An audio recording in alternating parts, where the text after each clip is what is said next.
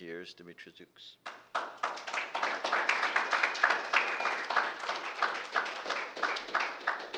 Hello, everyone. I had no idea how long that title was. That's a very tall order to follow up with. So, Demetrius, the new animation professor here at CSU. This fall would mark my second year. So, first year was getting the ground running, getting some classes on the books, and then hopefully I can intrigue some of you to slide on in. I'd love to have you. So, today, what I want to talk about, which is suggestions of the title, animation in VR and the potential for real-time animation production. Most notably about these techniques, what I find most compelling is how they've recently have been able to sort of open the door to breaking down, I think, sort of customary barriers between more traditional two-dimensional, three-dimensional experiences. So there are two particular techniques that we'll discuss. So where are we now? Right now, I think it's a great time to be an animator, to be game developer, to be content creator in general, particularly because of your exposure to all these different technologies. Now, I have to be honest, me personally, I'm usually very skeptical, right, when new things come to market. I'm not one to sort of follow the herd or follow the trend. I usually wait a few years to see the validity in adopting such techniques. Right? So when VR came out, a decade ago, I was like, oh, that's great, right? I could sit and watch some primitive avatars or characters, right? But the whole experiences usually are somewhat jarring, right? I'm a person that suffers very horribly with motion sickness, so VR headsets, I just couldn't do it in the beginning. It was very hard for me, right? But recently, there have been some new developments, some new softwares that really started to pique my interest, and I saw ways to sort of expedite the animation process, if you will, in a way that makes it a little bit more intuitive for people that are usually a bit apprehensive about jumping full-fledged into the pipeline. The second topic that I'll switch into is talking about retargeting animation. So on the surface, we talk about retarget animation, we think of, what's the first thing that comes to mind? Yes, sir. What audience you're going for? No. So retargeting animation is a fancy way to say mocap, right? So we're talking about motion capture, we're talking about facial tracking, right? And specifically what I want to stress during the second half of the talk is how these procedures are becoming so much more accessible to someone looking to, let's say I have an idea and I want to create an animation experience, an animated sequence, but I don't necessarily know, Blender, or I don't know 3ds Max, or, I don't have a $6,000 computer with the latest CPU and RAM and all the other great stuff, right? There's some great opportunities, some great potentials happening here, okay? So some sub-points, how these techniques affect the animation process, how they're deconstructing the barriers between digital and physical spaces, and how each has the potential to speed up the process of creating digital animation. With me so far? Yeah? Okay. Nothing too complex yet, though, right? We're all fine with that, yeah? So far? All right. So one of the first things I feel like I need to explain further. I have a tendency to refer to traditional animation, right? When I say traditional animation, what's the first thing that comes to mind? Cartoons. Exactly. I stand on a different side of the fence, and I'll tell you why. When you say the word traditional, for me, it means customary. We're talking about a more custom way or a common way of developing a certain, whether it's religious or experience. So there are common places in 2D animation, rotoscoping, stop motion, and traditional 3D animation. And I think that all of these different subgenres have been around long enough to where I think it's safe. I think it's safe to include them in the conversation when we start talking about traditional forms. Okay, so if you hear me say traditional, you'll often hear me differentiate between traditional 3D, traditional 2D, stop motion, etc. Okay? So we're going to talk about merging, and I spoke very briefly on VR, and how it's able to merge a lot of these different jobs that are associated with creating content, whether it's for 2D or 3D. So if I'm working in a three-dimensional pipeline, right, and so the color hierarchy, yellow is sort of a common place between the two, across the different platforms. So the first thing you need starting any project is a good story, right? Something that it has the potential to resonate with an audience. So story, animatic, or storyboarding, character development, asset creation, or modeling. If you're talking about a three-dimensional animation experience, you can't do much without that step there. Visual effects, simulation, texture assets, rigging, actual animation, post-production, and compositing. If we're talking about 2D, then you also have story, animatic, storyboarding, character development, asset creation. You're subbing in pencil tests, right? Because a lot of early 2D animation, you're starting with a rough pencil test. Then you're moving into cleanup, inking, and then depending on the pipeline, you may actually still need to do some rigging, right? And then an opportunity for post-processing and compositing. So I've sort of been learning that a lot of this technology is sort of consolidating all of this into probably the most efficient pipeline that I've seen for people interested in wanting to sort of tread the waters, okay? So before we dive into it, I'm gonna walk you guys through a three-dimensional character development process, okay? So you're looking at Sophie, all right? Her name's Sophie. Sophie is a character that I've been developing since, what's this now, June? For an interactive experience that I'm working on. So traditionally, as a character artist, right, or someone looking to start a product, first thing you need is a story and a character. So a quick sketch for Sophie, okay?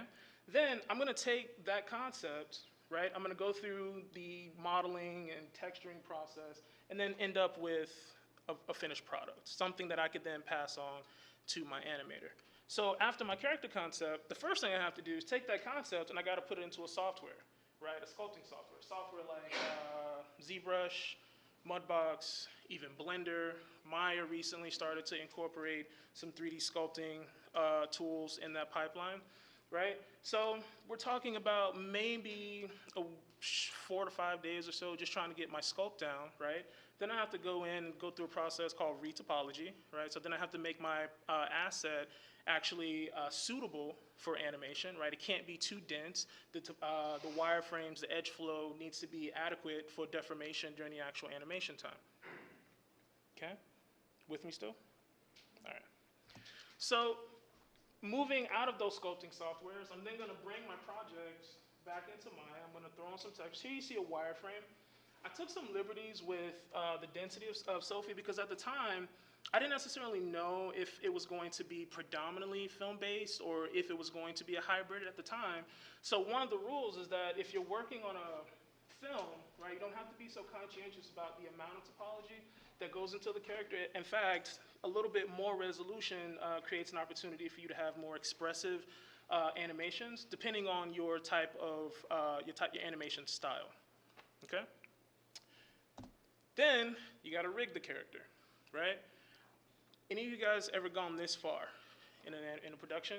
How do you feel about the rigging pipeline? Every semester, this is where I lose a good 60% of my students. Now, they don't drop the class, but it's like their interest level is like, what? I just want to animate. And I'm like, we're going to get there, I promise, right? There's light at the end of the tunnel.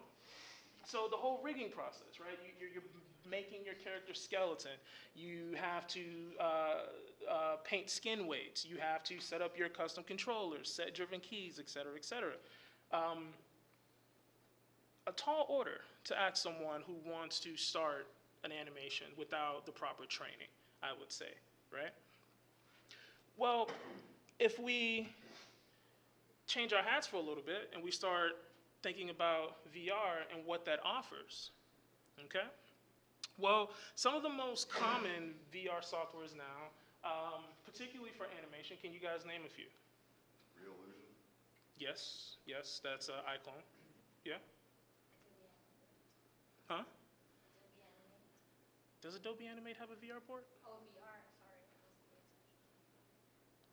Okay, I'll keep naming them. That's fine.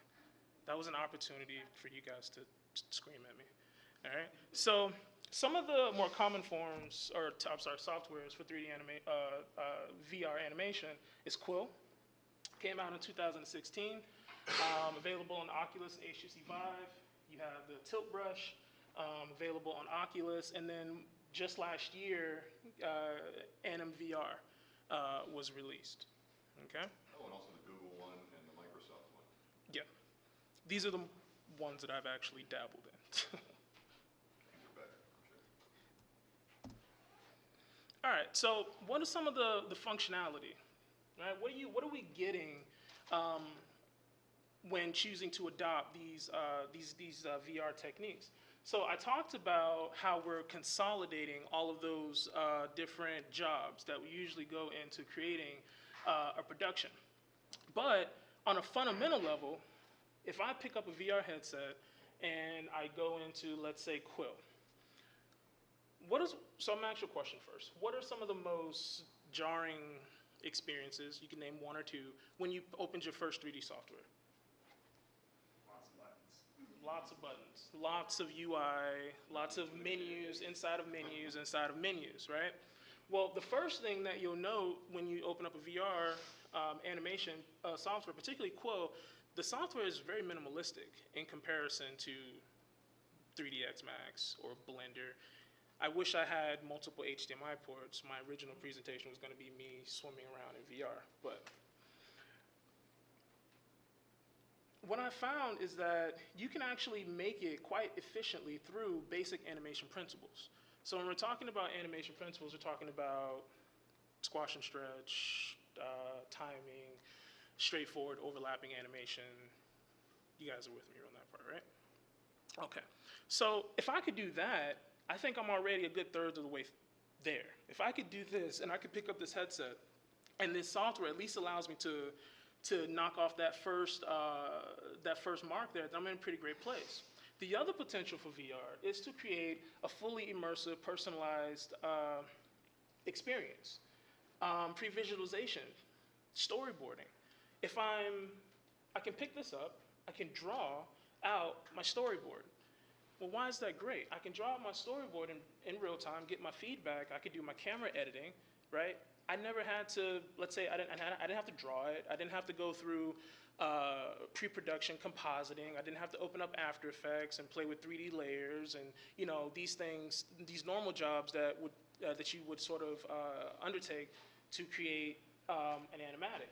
Let's say if I'm working on a project and I knew that this is going to be an immersive experience. Well, what better way to create an immersive experience than to get it at the ground level, right? While we're still storyboarding. Where is my audience going to sit, right? Are they going to be right next to my character? Are they going to somehow share in this experience, right? Where are we going to place our audience in this story? Pre-visualization in VR, put your characters right there from the ground up, okay? Other beauty of it is that it's compatible with most 3D interactive softwares. So let's say I create an amazing storyboard or an amazing concept and I just want to test it out. I could actually take my assets from, let's say, Quill, and I can import them directly into Unity or Unreal Engine, or even Maya or 3ds Max, and I can get sort of instant feedback in terms of, is this design working, right? We're talking about animating, storyboarding, and pre-visualization. I never had to worry about topology. I never had to worry about rigging. There was absolutely none of that. There was no texturing. There was no custom key setups. There was no set-driven keys, blend shapes, none of that, right? I went from a headset drawing very fluidly, and I sort of already moved through a good 40% of pre-production. Okay? So, are you guys familiar with Quill? I know you are. No. No? All right, so is this the point where I would let you know that I'm going to show a video? Yeah, thank you. Okay. All right, so I have a little short video for Quill, and this sort of shows a little bit of the functionality. Wait, you own the rights to this one, though? No, this is from Nevermind. See, I credited them there. I didn't want you to think that I stole it. My video's not playing. Play. Hey, video. I mastered Maya, but I can't figure out how to get a PowerPoint to play. Help me out, guys. Don't watch me sink. Okay. So we're watching dinosaurs animated? All right, everybody stand up, bring your hands in. Wait, hold on. I can fix this. I can fix this. Hold on.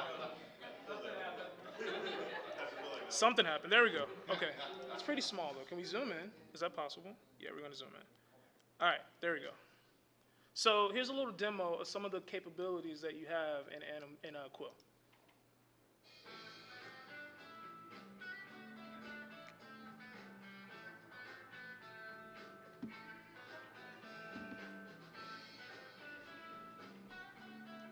So here, what you're seeing is typical 2D pre-production, right? We're talking about line tests, all done in VR. Right now, the process of actually developing these characters, what I find awesome about this is every stroke, in a way, you're creating an extrusion. You're creating a three-dimensional rendition of that stroke, right? So right there, you can start to see the bridge between 2D and 3D a little bit.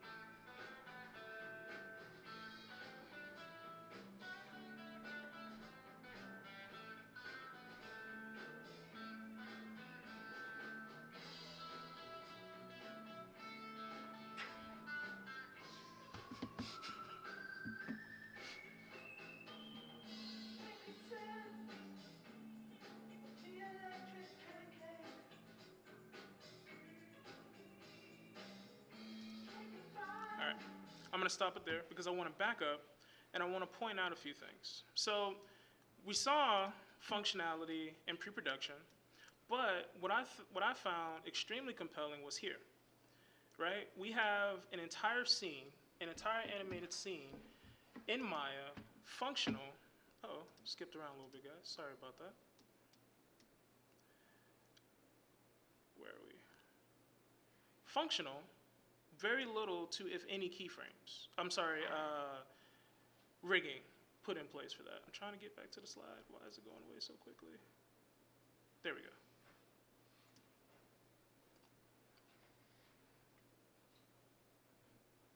I think it's great stuff. I think there's great opportunity here. Finish? No, go ahead. She's gonna ask you to hit play. Oh, you want to finish it?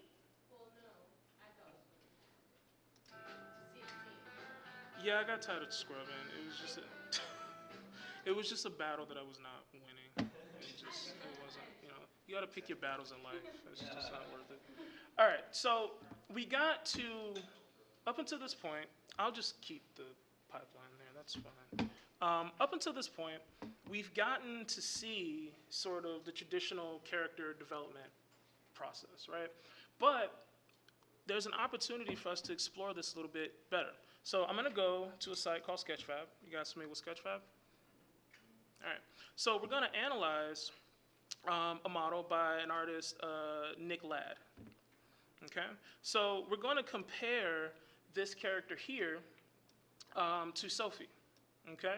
So Sophie, traditional character development pipeline, right? What's one of the first things that stands out to you about this animation?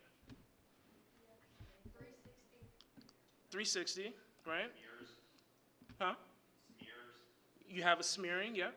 Common animation technique. Not exactly immediately obvious that it's 3D though, right? That's what I really love about it. It's a bit misleading. If I go and I actually start to explore this model on a more intimate level, here we go, right? But there are a couple of things that I'd like to point out here. This animation was done frame by frame. It was hand-drawn, right? Hand-drawn in quill. What I mentioned before was, I talked about topology, right? And we talked about how essential it was to creating a character and having that character deform properly and be suitable for animation.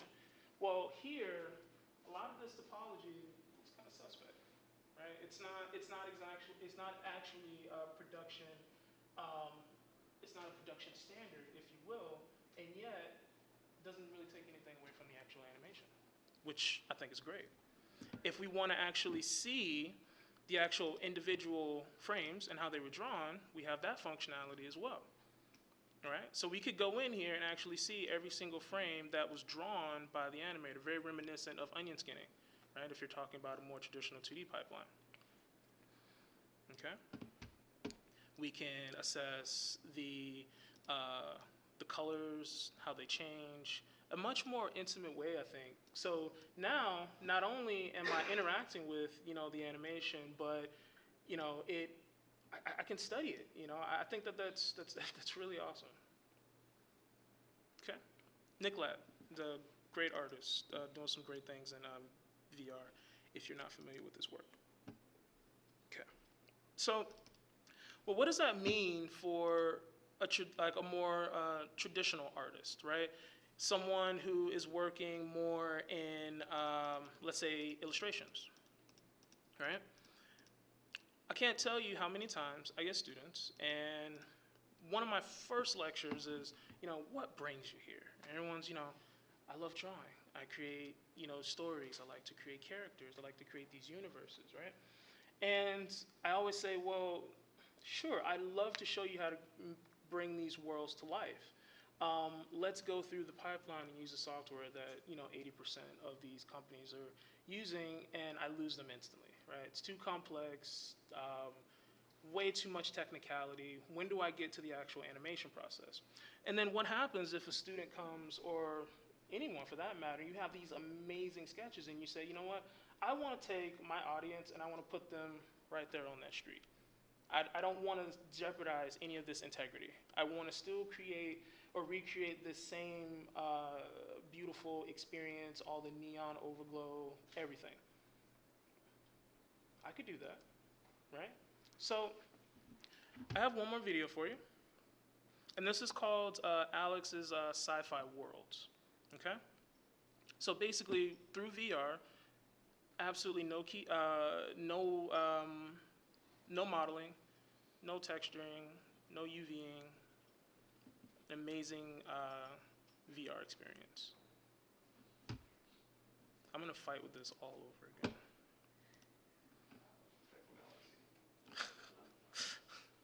All right, here we go. Again, developed completely in Quill.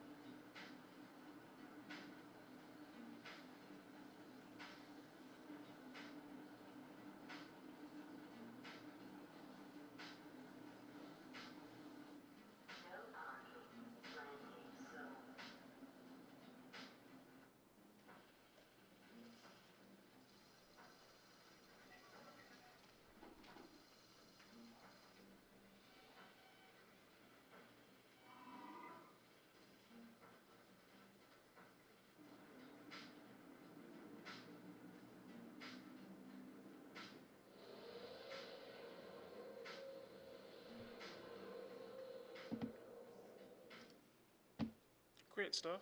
It's an artist by the name of Matt Sheffer. Highly recommend you guys go check him out. He's also doing some very great things in VR. That's not a part of my presentation. All right.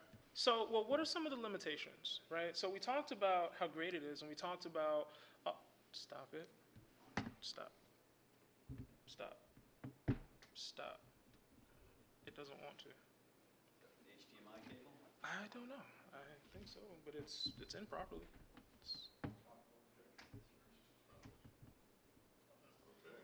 Oh.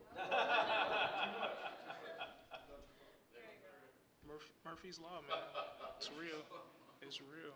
Okay, so what are some of these limitations? Well, we talked about like how great it could be to. We don't have anyone that epileptic at all, right? Like, Hold the HDMI cable. stop it. No. Oh gosh.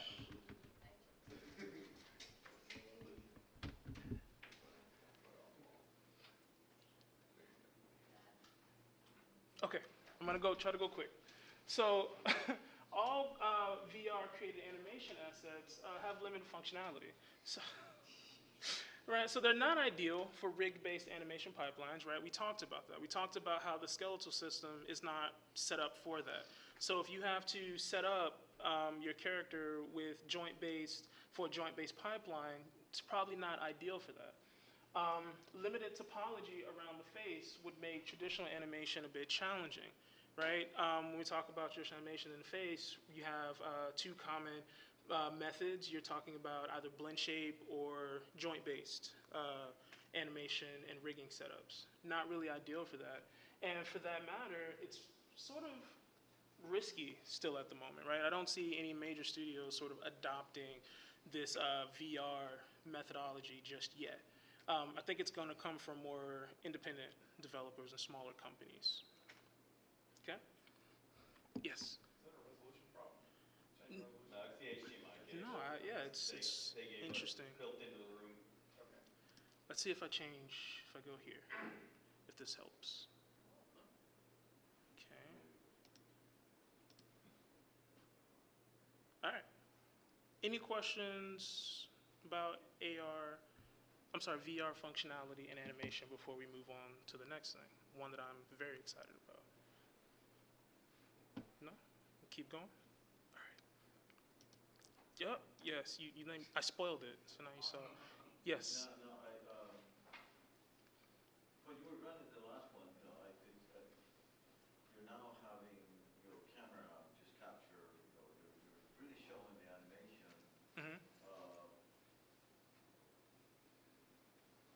I guess you would have a way of, because when you're a VR, you can actually move it anywhere. Yes. And then as this development, which is different from when you do it, 2D Mm-hmm. animation, there's no depth.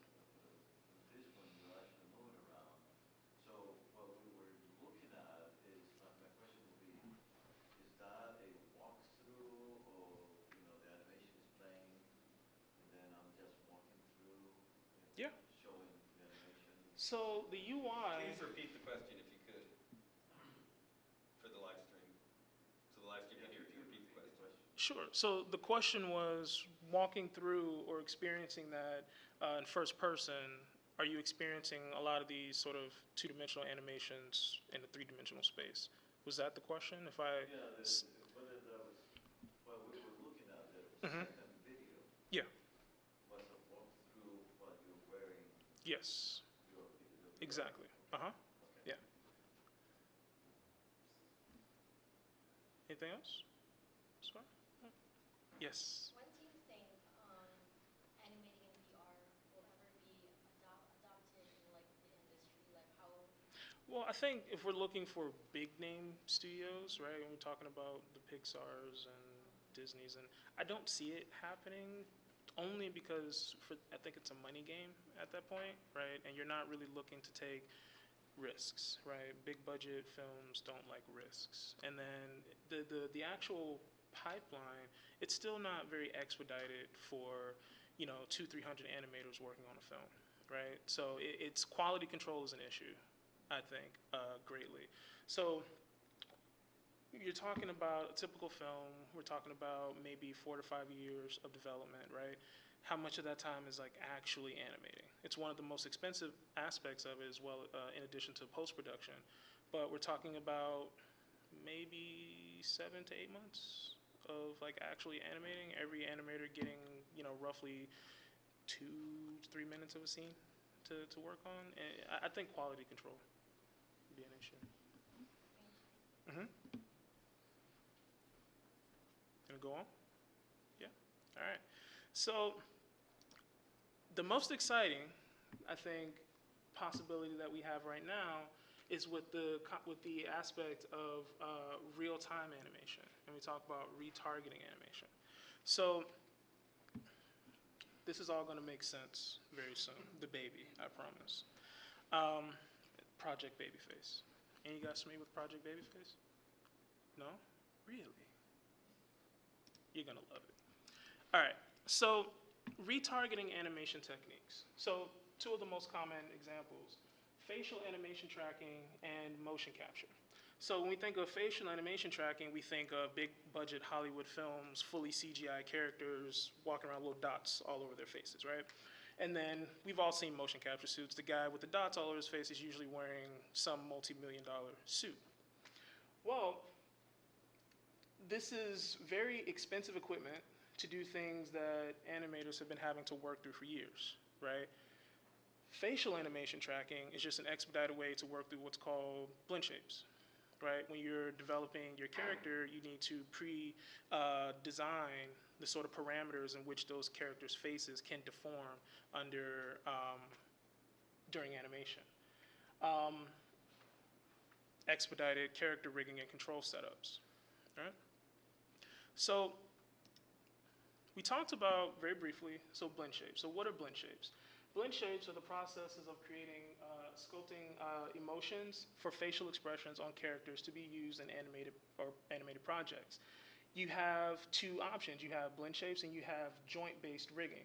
So the difference between the two, blend shapes require me to actually further sculpt on my character so that I can pass it off to my animator and they have full range to move between these different expressions. Joint-based rigging is a bit different. It's me actually taking a traditional rigging setup and moving that actually into the face. So where I may rely heavily on blend shapes and set-driven keys to create a smile, here I actually have joints. Joints will be placed around the face in a very strategical way. So we're talking about, remember we talked about the dots, so the dots all over the face. So I may have joints around my lips and then controllers attached to those joints, and then that will allow me to create a simple smile or allow my animator to create a simple smile when they get to that stage of production. So here's sort of a closer look at blend shapes. In a 2D space, we're talking more about character expression sheets, right? So that's where it all started. If we're designing a character and we want to sort of test that character's expressions, right? How does he look when he's happy, when he's sad, when he's pondering, when he's curious, right? So we then took that, developed it from a 3D perspective, and we talked about, sculpting and everything that goes into creating these different expressions. So when we're pulling our phones out of our pockets, right, and we're using iClone and we're using all of these avatars and we're talking into our phones, all this weird stuff. This is essentially what we're doing. That's what we're doing. We're moving through expedited blend shapes. And as a point of reference, sort of behind the scenes of iClone, which was mentioned, and Apple's AR kit. Apple's AR kit, when you pull out your phone and it's tracking your face, there are 52 pre-established blend shapes that are there for you. Right? So when you're smiling, and that's why usually when you're articulating and you're speaking, you're talking, it doesn't quite follow your mouth exactly, but it gets a rough approximation, right? So you're moving through those pre-established blend shapes. So each of those blend shapes, as you can see up there, each individual expression. So usually you'll lay out mouth expressions in one row, then you have expressions for your eyes and your nose on a different row. And this is actually what a traditional blend shape hierarchy would look like in Maya. We create these blend shapes, we attach it to our character, and then we're able to slide through and see that happen in real time. Okay, and I'm going to actually demo that for you in a second. Okay, so here, back to Sophie, the rig that I've been working on for her face. So her face is actually a hybrid. There are aspects of the facial setup that actually incorporate blend shapes as well as the joint-based rigging setup. Okay. Now, when do you know to use which form, right? Each presents unique challenges. If I'm working on a project and I know for a fact that my character will probably never leave Maya, right? Then I can follow a traditional blend shape pipeline. I could create as many different expressions to my heart's content. If this character is going to be developed, let's say, for an interactive platform, blend shapes, more recent updates have made blend shapes more acceptable now, but the norm is still to have a lot of joints. That way those joints, let's say if I wanted to retarget that to multiple characters and they all have the same joint setup, then that functionality would be there as well. So she's sort of a hybrid. Okay, so let's go on to Maya.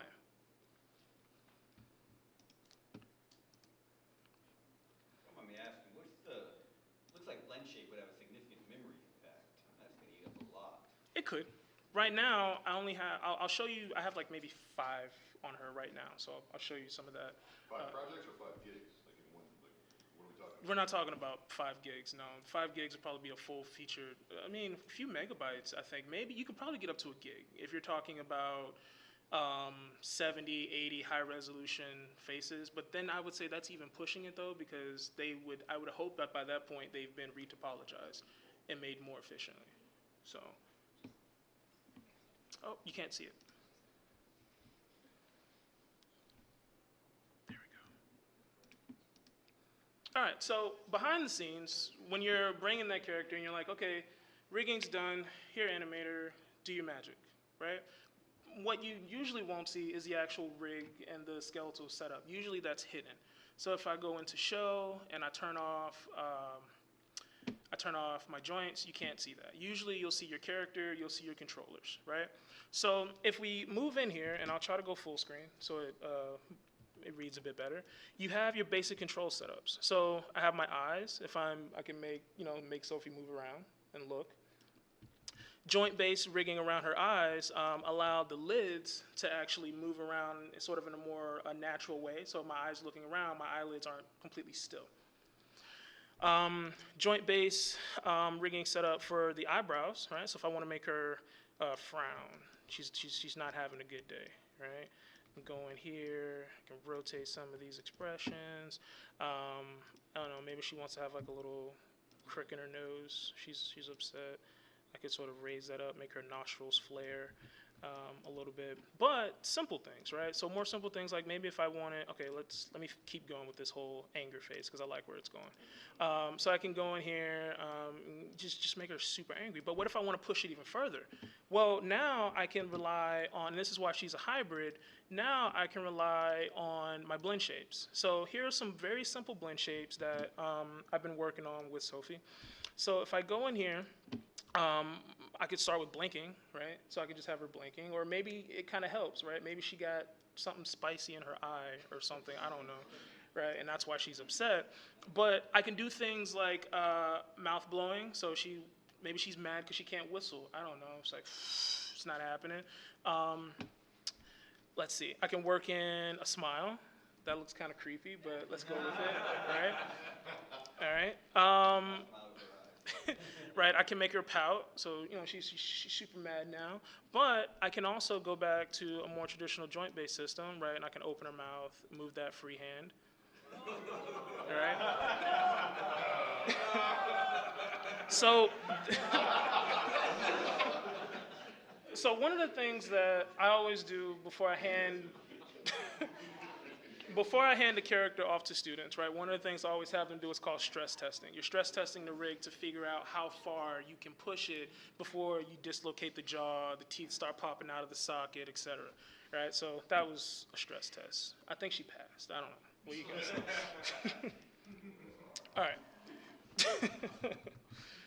All right. So we're going back into, so we left mine. Any questions before we move back into PowerPoint about that setup, or yes? Just a question about Sophie. Sure. You've modeled, I'm just curious, the time spent to create the model or create the design itself versus the rigging, Uh-huh. what's the ratio to that? It depends. I mean, you're talking about like skills. Some of the time, how much of that is actually creating how Sophie looks versus? It depends. So it depends on, I guess, how comfortable. So do you have a production team, or are you like myself, a generalist, and you're working across the pipeline? It's a hobby thing. Okay, so a hobby thing. So a hobby thing, for me, modeling, texturing would probably take me about a week to sculpt it out, fully textured to the character. Then we're talking about another week or so to get the rig in place. Okay. And that's if Maya is feeling, if she's happy at the moment. If I'm not fighting with crashes or anything like that. It can be, but if you never feel like you're working, I take some sort of like cynical like pleasure with fighting with Maya and all the all the hurdles, right? It's not something you can only pick up in one night and go, hey, look what I got one day. Not in one night, no, absolutely not. If I have any students watching this, they're screaming right now. They're like, oh my God. All right. So, why do we do all of this, right? Why do we create these characters in this format? Well, it's because the job of the animator is to bring these characters to life, right? Whenever you start animating, one of the first Bibles that they drop down in front of you is a book called The Illusion of Life. You guys familiar with that? I should have brought it. It's like the Bible. It's literally like this big. It looks like a giant, it's huge, right? But in it, what they talk about are the sort of 12 governing principles that, made up a lot of the early Disney Disney animations within the Silver Age, right? Disney himself never actually talked about these principles. It was never a thing. The animators that actually worked for him, I believe it was Ollie Johnson and Frank Thomas were the authors of that book. So if you're interested in animation, I highly recommend. It's like $20 on Amazon, give or take, but a great book. But one of the things that every animator does, common practice, common technique, is you learn how, I think from current slide, you learn how to do what's called acting for animation, right? And this is something that I'm sure Bob can attest to. Having great actors in the place of, take places to also be an animator goes a very long way. If I'm working on a very intimate scene and I can't quite figure out how does a face look when I cringe, or if my character's super happy, what is his back doing? What does his posture say, right? Usually, and this is something that more traditional artists face as well too, is not moving away from the piece, right? Looking at it from a distance to assess it. And this is one of the things that acting for animation allows you to do, right? Get away from the UI, right? Put yourself in front of a mirror, stand there, and make that expression over and over and over again until it's ingrained in your memory, and you're able to use one of the principles called solid drawing, where you're able to go in and study the character's arcs on their spine and how that really reads into the emotion. So acting for animation is essential. This is also one of the most challenging aspects of teaching students is I need you to act. And they're like, wait, I have to get in front of a camera? That's why I wanted to animate. I don't want to do that. And I give them tons and tons of examples of even students. Yeah, just do it. Trust me. But why is all this relevant to retargeting animation and motion capture? Well, are you guys familiar with the term live link? Kind of, sort of, maybe, not really. All right, great. Awesome. All right, so what is live link? Live link is a pipeline that allows me as an animator or a developer to move across an entire animation pipeline extremely efficiently. here's a scenario. Let's say I am developing a project. Let's say I'm working on Sophie, right?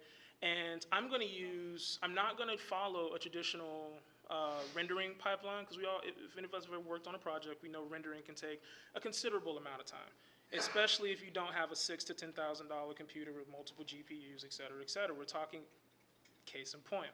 I was recently working on a little short animation. It's called The Burger. And the entire animation is literally maybe 40 seconds.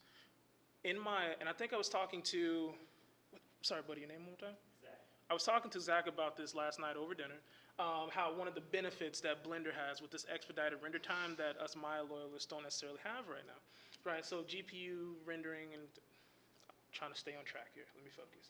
All right, so what LiveLink does is it allows you to move around that process. So I'm working here on Sophie. I'm working on a certain animation sequence. I'm going to render the sequence out in Unreal, right? Because there's a whole new pipeline of artists moving away from traditional rendering. We're moving it into Unreal for real-time feedback and results. Well, by the time I get my character into Unreal, let's say, the whole mouth situation happened, right? Where her jaw just got completely dislocated, and I don't know why. If I were following a traditional pipeline, for me to take my character from Maya into Unreal, I first have to export it out as a FBX format, right? Then I have to make sure my textures are there. I have to make sure that none of the constraints on my joints, the whole nine.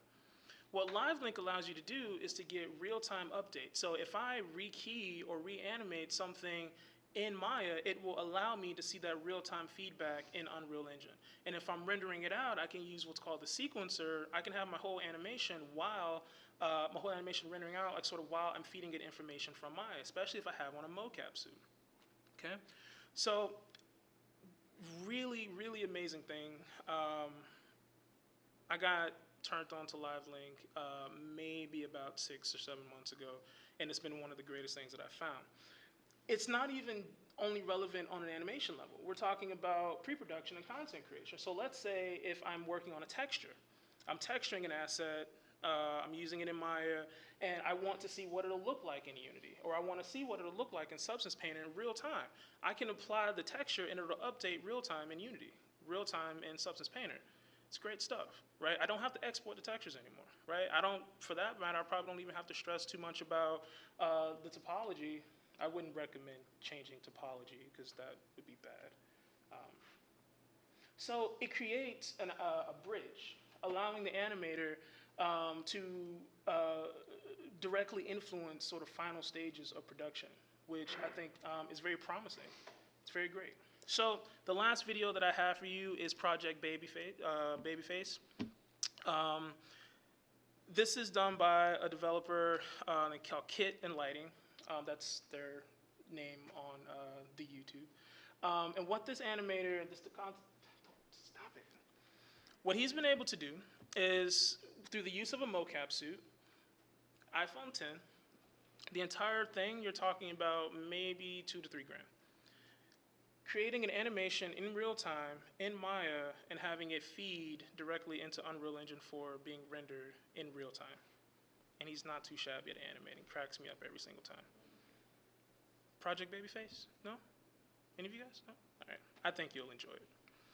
Project Babyface was so great that it was actually showed just last year at SIGGRAPH 2018. Won top prize. So, great stuff.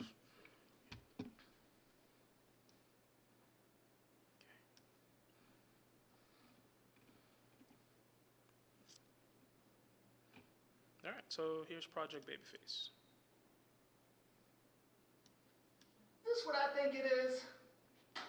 Boom, it is. What's up? We got the iPhone 10 and the Xsensu combo streaming live into the Unreal Engine. Woohoo, baby. Via iKinema Live Action.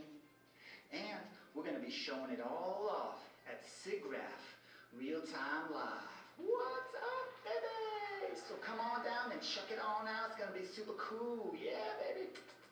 All right. That was way too many babies, right? That was too many babies. Everyone? Is that too many babies?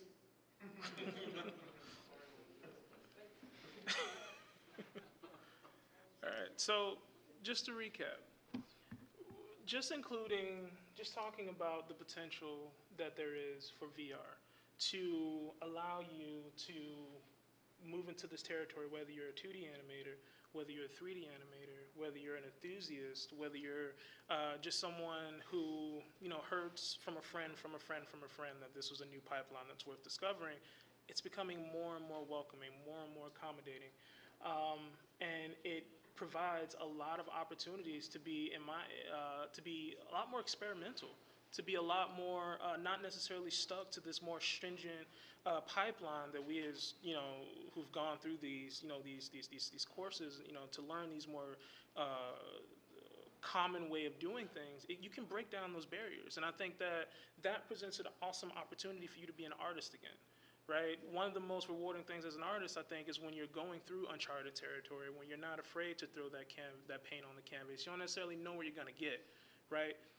Maya isn't set up for that, right? The rigidity of the software is not set up for that. You can't just go in there and start clicking buttons because Maya crashes, right? You have to be very, I know all too well about that. You have to be very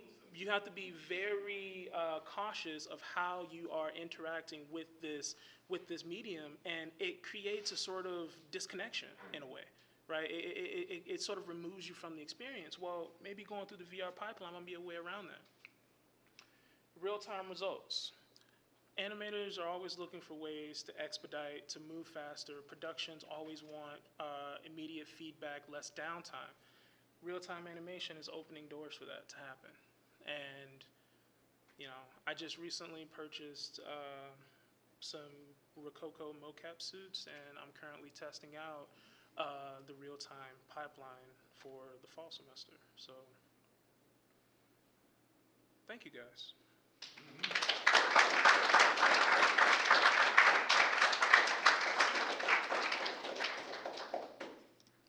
End.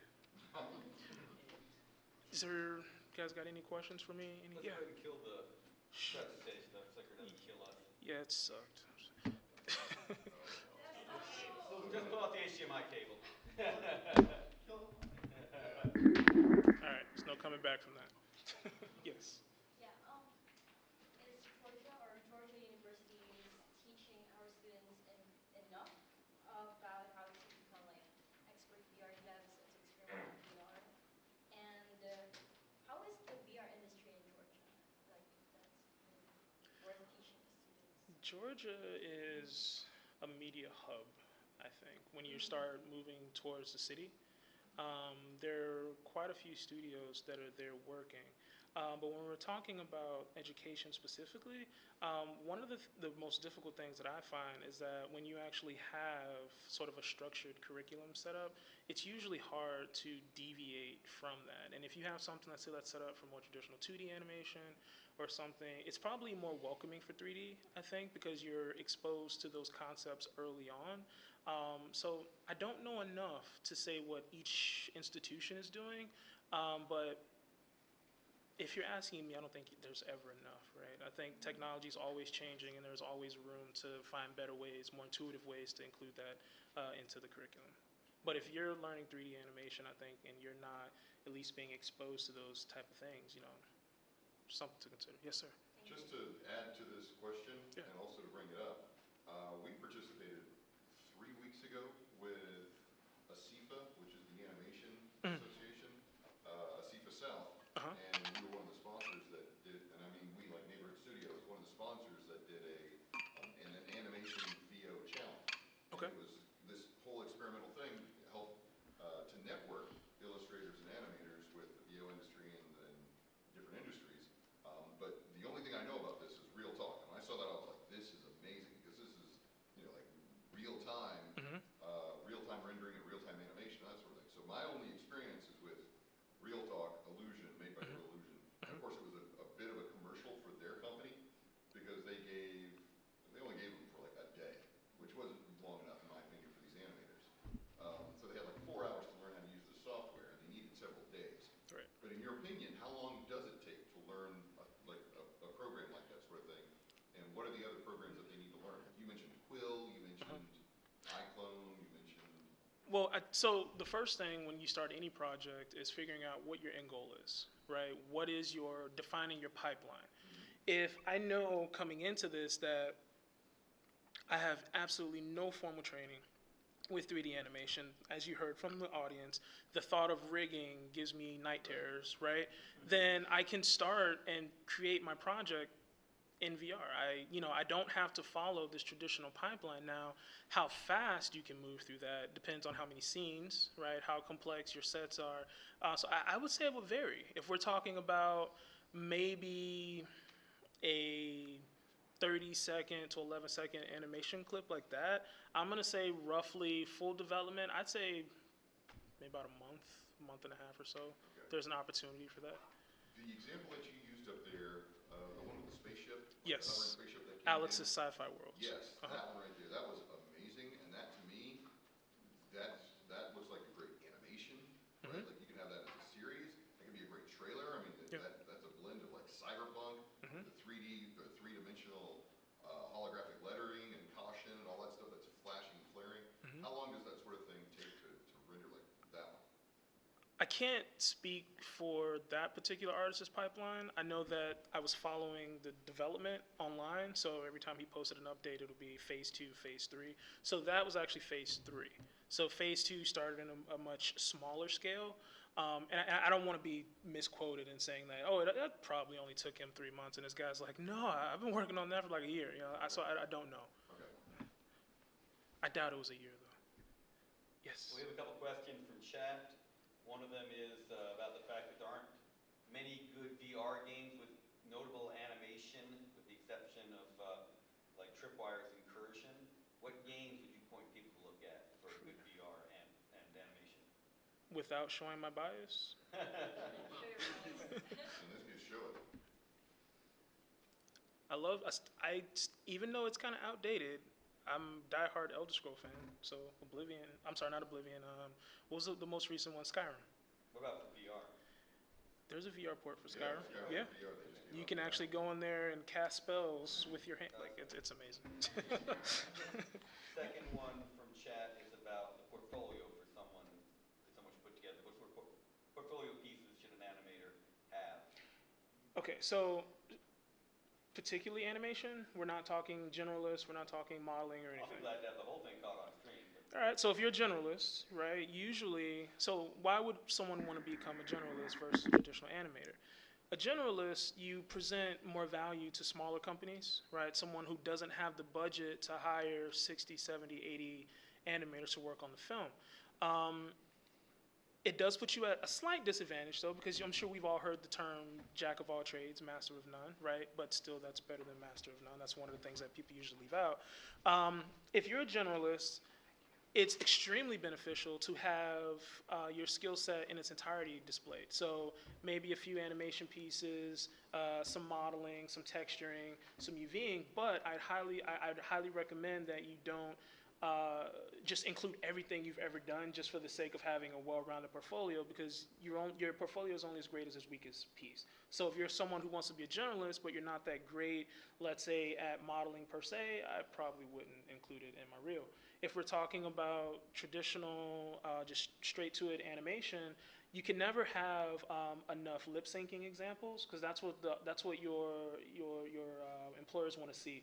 They want to see that you can take your dialogue from your actors, you can take your storyboards, and you can manifest those into your scene assignment. So if you're given 2 to 3 minute scene, I want to see your ability to take some dialogue. And the best way to do that, and this is one of the more common assignments that I use every semester, is go out, find your favorite sitcom, find a scene from your movie, find something that you just love, brings you joy. Take that dialogue, put it inside of a software, and then put your own spin on it, put your own rendition on it. So having a few of those is always great. Also being able to show body mechanics, so being able to show your ability to understand how the human anatomy breaks under certain circumstances. So let's say you'll be surprised at how intricate a simple backflip can be to animate if you're going frame by frame, right? So variety, showing your skill set across multiple techniques. thanks. Yeah. Oh, so on that note, when I one of the one of my favorite lip syncs was, you guys familiar with the movie Coming to America? So the barbershop scene was, wait a minute, stop. And he's telling a story about the soup, right? So when I was an undergrad, it was, man, I want to do that scene, right? And I was like, pick something you love. I hate that scene now, right? I hear it like in my nightmares because I've had to because it's such an intimate process, right? You're talking about taking, the performance, right? So you'll usually have your performance data. Now, whether you're the one acting out the performance data as the animator, it's just you're scrubbing through the footage. You're trying to get every syllable right, and I don't care how much you love something. After the 80th or 90th time you hear it in succession, it just starts to drive you crazy. So now when I watch that film, I end it before it gets to that part in the credits. I just can't do it. So, any other questions from you guys? Yes, ma'am. Seeing Quill Mhm. just blew my mind because I thought it was so amazing. It blew my mind too. I was wondering, what would learning Quill bring into the table if I was an animator and it was part of my portfolio? Like, hey, I made this in Quill. Diversity. But you never want to again forego that from showing that you are familiar with the more established pipelines. So definitely diversity. We have another question from chat. Lord Fridas asked, are there any tips you can give on VR VFX? VFX is in like particle simulations and Or any kind of cool effects at all for VR. Particles are an obvious one. You talked about the Skyrim magic system, so. do I know the magic behind that? No. No, but just like sort of the visual effects. Like if you're going to cast magic and there's going to be like, fireballs shooting at your fingertips. Any Recommendations for any fireballs? Any tips on it? No, any tips in general on VR VFX? Don't Just do like animation for it, or don't make them cheesy. Is there Well, again, it depends on the. Go ahead. Is there an effects button for it or something like that, or do you have to? If we're talking about no, not in mine. In Unreal Engine and Unity, you can buy those plugins from the App Store. They're packages that if I, let's say, need to have fire coming out of my character's head, let's say he has a skull head, another rendition of Ghost Rider. There are multiple plugins to do that. There's even a UI, and the name is escaping me, directly in Unreal, where you can create your own particle system there, and that could easily be attached to controllers. So if you're talking about your VR controllers, you can attach that to your controllers and have it show in real time. So let's say maybe your character is what's the term I'm looking for? Cryomancing is ice. If you're fire, you are a pyromancer, right? And your character, you can actually just simply drop that into your character hierarchy, and you can see your fire real time. So, yeah, there are markets for that. They're in the Unreal Engine marketplace and the Unity store. Lord Fridas follows up with, I've been told particles don't quite hold water in VR, though, and everything kind of needs to be mesh-based. You can create a mesh-based system, but again, I don't want to be misquoted. These are just things that I'm speculating. So it's one of those things where I'd have to do more research, I think, to give a more adequate response. So, yes, sir. With respect to that, the reason why a traditional particle system may seem that might not work is because normally you use each one of the particles to be the billboard effect, Mm-hmm. which we also have one camera in traditional 2D or 3D, but when you have a stereoscopy, now you have two cameras. Yes. So it has to be properly done so that rendering on one side, you actually are applying the appropriate transformation to the billboard on the particle on that side. Hmm. If you just do it general and make it so that it will look fake.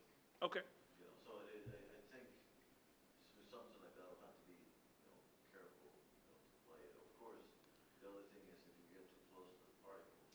Right. The illusion is broken. Can you repeat all of that, or you want Dr. Bonder to come up there and say it again?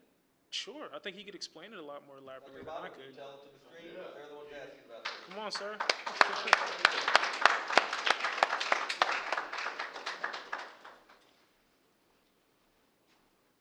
Yeah, what I was saying is that a traditional particle system, if you do it in VR, one of the things that you have to be careful is that when you're rendering this, traditionally in a regular 3D, effect, you have only one camera, and if with the one camera, you can only you can apply a set of transformations to each one of the particles, to apply the billboard effect, so they will always be perpendicular to the camera. The problem with the VR is that you have two cameras, so you actually have to animate each one of the particles for each one of the cameras separately. And then if you do that, I think it will actually be able to pull it off better. So you cannot take just a regular particle system and just render it in VR.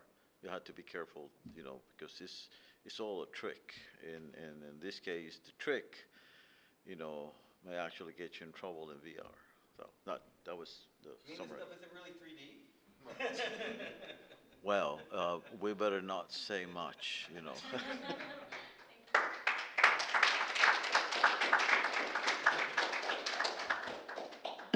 So if you guys don't have any further questions for me, I'm going to step down now. Of course you want to keep me here longer. I know. Yes, sir. You talked about animating in VR. What would be the difference in animating in augmented reality, like in something like where you're going to use it through a cell phone or a camera?